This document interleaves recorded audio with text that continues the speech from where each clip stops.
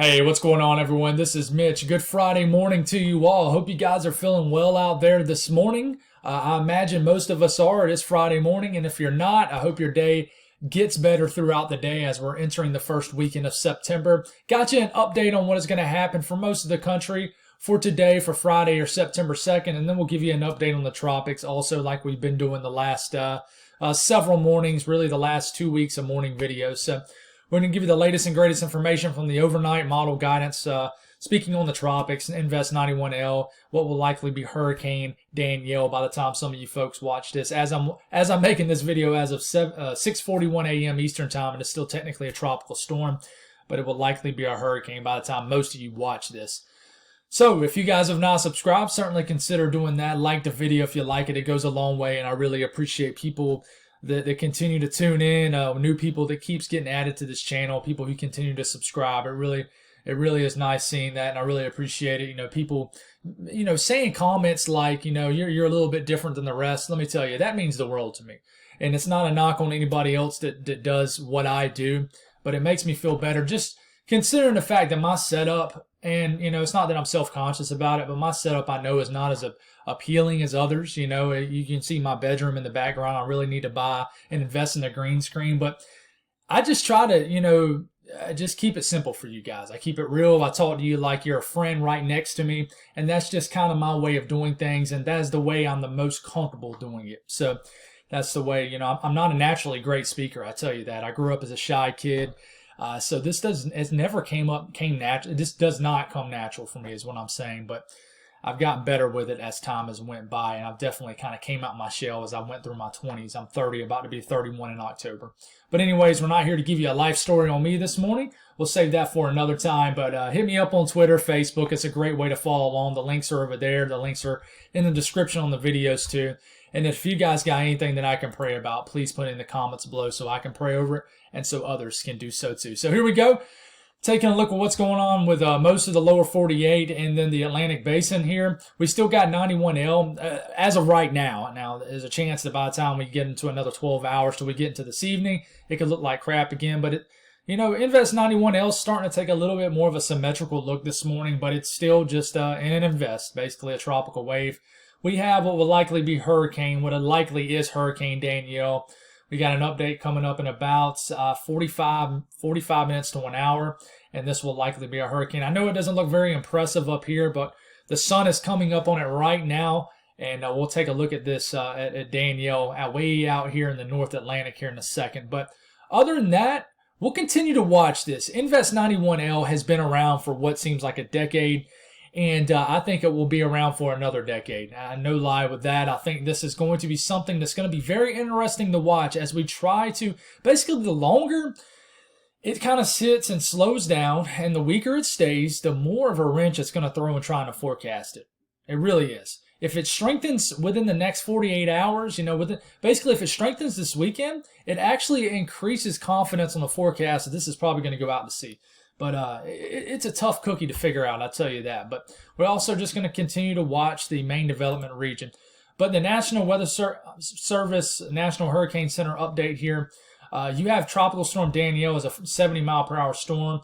If it gets upgraded 5 more miles per hour, it'll be Hurricane Danielle, which by the time most of you watch this, it'll be Hurricane Danielle. If it doesn't get upgraded to 8 a.m. update, it'll certainly get upgraded at the 11 a.m. update. But I might be wrong. I told you guys last night I think we'd be waking up to a hurricane.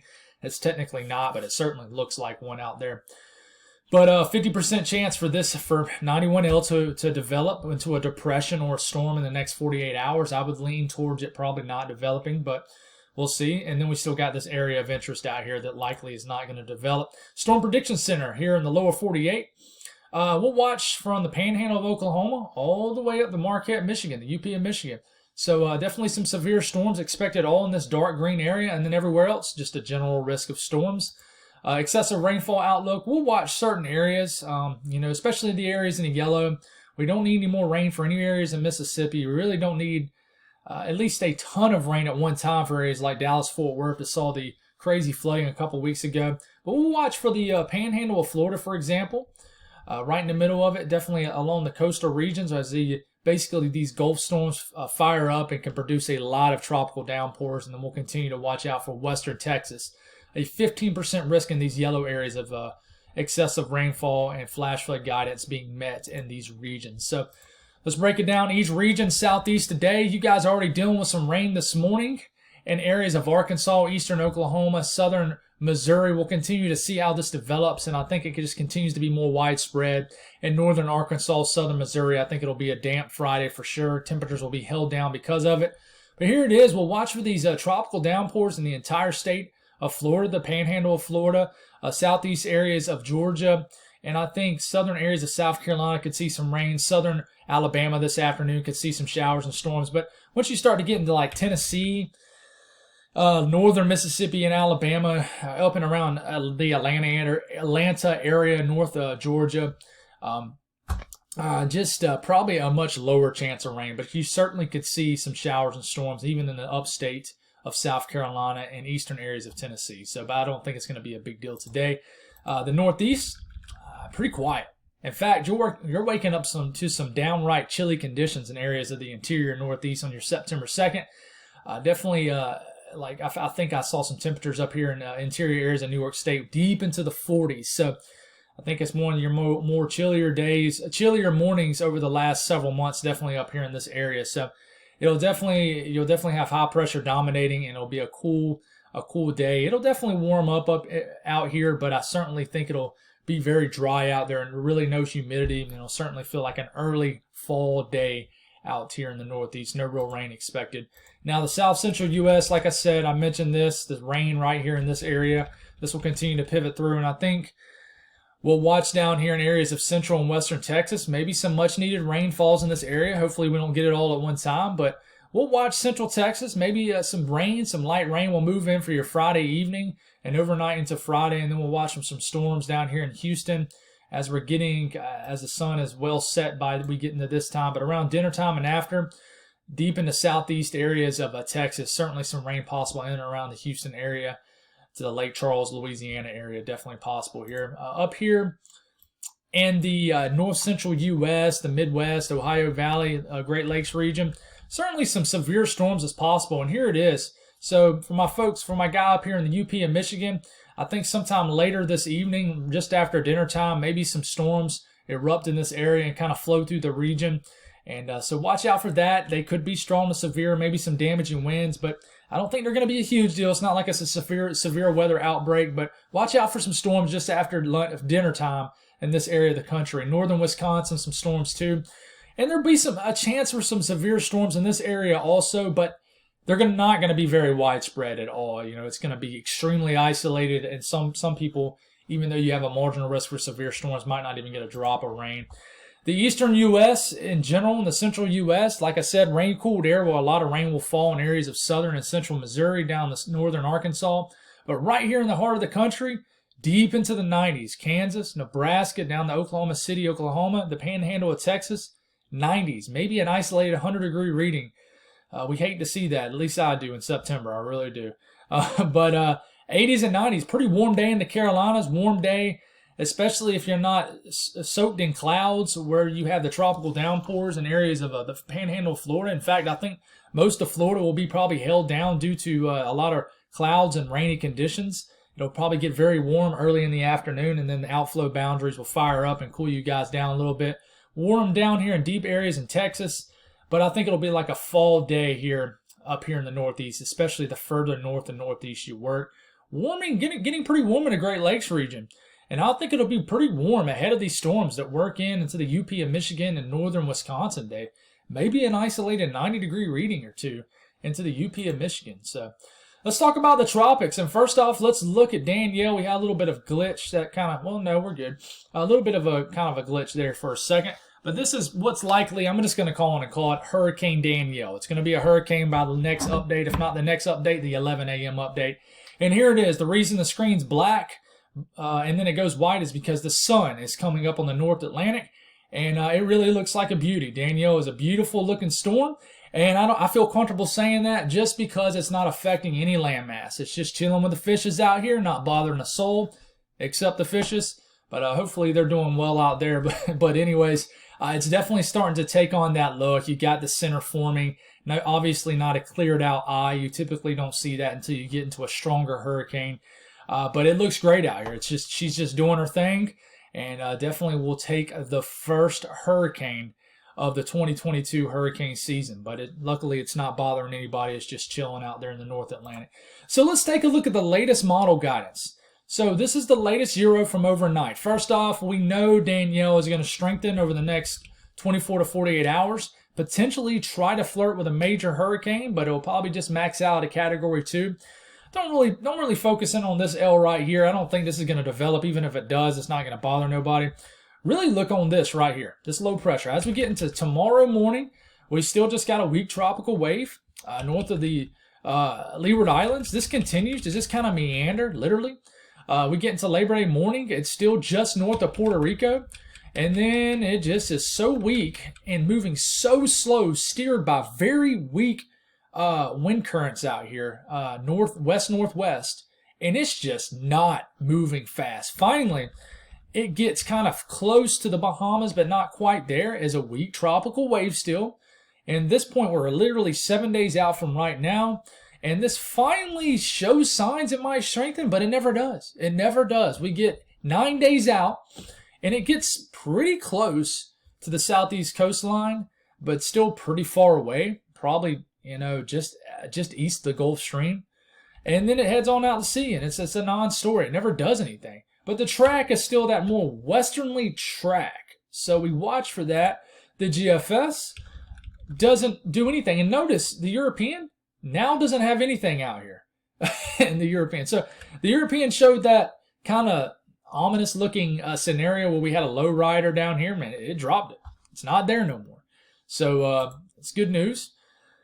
We look at the GFS. Of course, you see this, and then we look at the feature down here. Look at the GFS. Let me make sure we're on the GFS. We are. I will notice the GFS tries to inch it a little bit more west, just a hair, but it gets right here just north of the Leeward Islands, and it does an abrupt shift north. So I think by the time we get into late Sunday, Monday morning, it's going to be a battleground between the Euro and the GFS, because the GFS suddenly wants this to really get its act together very quickly and then turn north and then almost north-northeast and then still avoids Bermuda, but turns into a borderline major, in fact, I would think a major hurricane out here in the Atlantic. So we watch to see if this happens, and then here comes the tropical moisture out here in the MDR, but nothing forms. So, pretty chill GFS run as far as any kind of threatening scenarios. And here's the Canadian. Canadian wants to do kind of what the GFS does now. It had that wild run where it got it really close into the Bahamas. In fact, it started thrashing the Bahamas with a hurricane. Now the Canadian kind of does what the GFS does, gets it just north of Puerto Rico, gets it a little bit further west, and then quickly strengthens it, and then it heads on out to sea. Now the thing with the Canadian is, the Canadian gets pulled further north and then scrapes Bermuda as a Category 2, borderline Category 3 hurricane. And that's just something we have to watch. But the latest Canadian has this low rider scenario where we have a system in the main development region, and it's chugging west, and it's a hurricane. But it's the Canadian model. It's not a knock on anything with Canada, but it's not the most reliable model in the world out there. It's definitely not part of the main two, the European and the GFS model. But sometimes it catches on to things before the other models. I know it did pretty well in a couple systems in winter last year. But here's that signal for the main development region. Now, I want to mention this right here, what you're looking at. This is the 12Z from yesterday, right? I actually showed this in last night's video. This is last night's run. This is yesterday afternoon's run. Now, this is the ensembles from the UPS. It's a great thing to look at. Now we look at the latest from overnight ensembles run. And it's done this to me twice. We got to get this right here for you. And let's make sure we get to the right hour, 240 hours out. Here we go.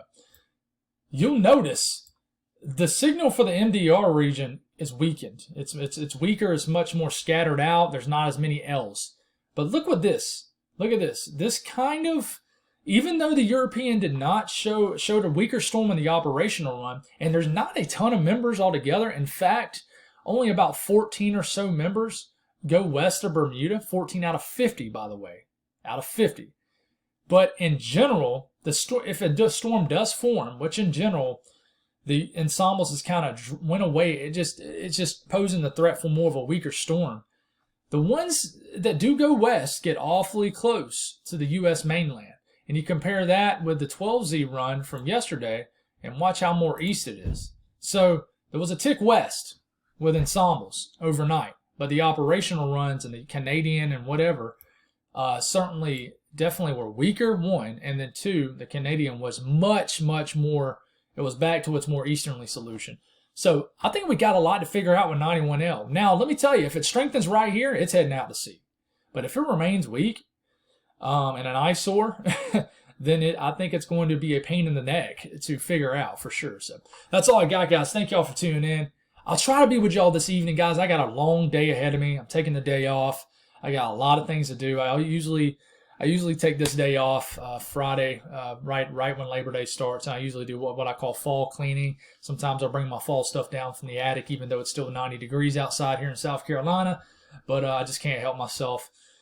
But got a lot to do today, a lot to accomplish. And then tonight, got some family coming out, so I might not be able to get a video in. But you know me, I'll still try to slide it in. But that's all I got, guys. Y'all have a blessed Friday, and I'll talk to y'all soon.